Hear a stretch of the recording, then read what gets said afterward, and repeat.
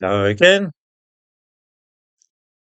Today is, of course, the 20th anniversary of the tube and bus bombings in central London, which claimed over 50 lives. These attacks were carried out by Islamists and were the most deadly bomb attacks ever perpetrated in Britain. As time passes, though, some people seem to have forgotten just why those suicide bombers struck the capital.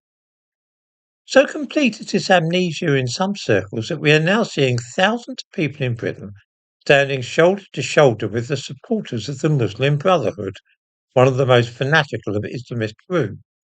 These folk have no idea that they are just as much hated by militant Islamists as any Israeli. They are the useful idiots of the jihad, gullible pawns who are laughed at and derided by the very people for whom they profess such sympathy. Let me explain.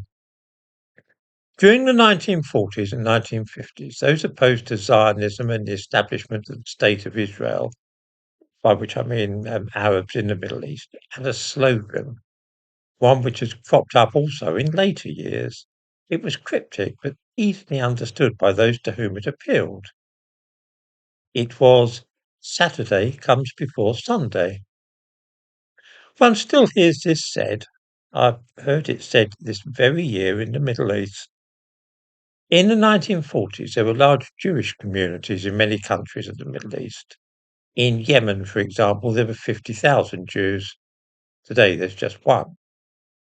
In Syria, Iraq, Egypt, and other Arab countries, the Jews were driven out and fled to Israel after pogroms and massacres.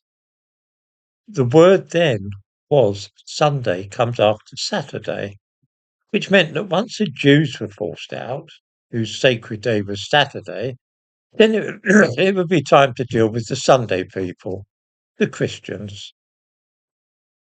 This was why, after the Christians in Syria are under such great pressure, why they've been attacked for years, and now there's a resurgence of violence and their churches are being destroyed. It is why there are no Christians in Gaza. Islam, you see, is an exclusive religion which lays claim to being universal. Some religions are like that. They believe that only through the one true religion can men be at union with the deity. Christianity is the same, of course, in that the one path to God lies through faith in Jesus Christ. Other religions, Buddhism, the Baha'is, Sikhs, and Hindus, are not. They think that anybody can be at peace with God no matter what their religion.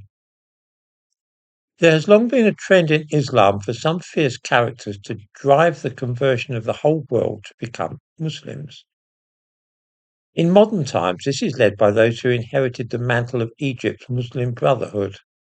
They feel that by fighting violently against other religions and killing those who are not Muslims, they'll be able to spread Islam across the whole world. That was the motive of those who blew themselves up on July the 7th, 2005. They felt that they were warriors of the jihad. The modern version of the Muslim Brotherhood is, of course, Hamas in Gaza.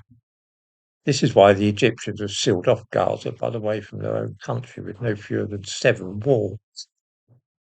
The Egyptian authorities hate the Muslim Brotherhood and its offshoots like the plague, and they recognise the true nature of Hamas. It is a beautiful irony that those in this country who are the fellow travellers of Hamas do not really have a clue what's going on or who they are in bed with.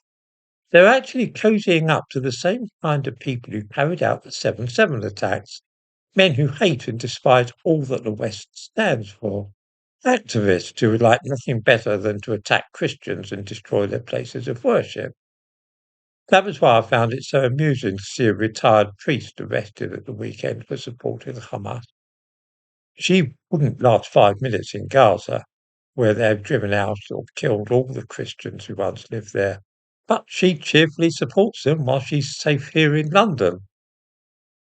Trust me, there is a good reason why the only country in the Middle East where the Christian population is growing is Israel.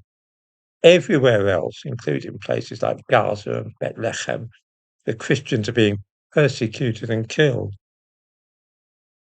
This should be the true message that we remember after the 9 the 7th of July attacks in 2005, but I doubt if many people are going to make that connection.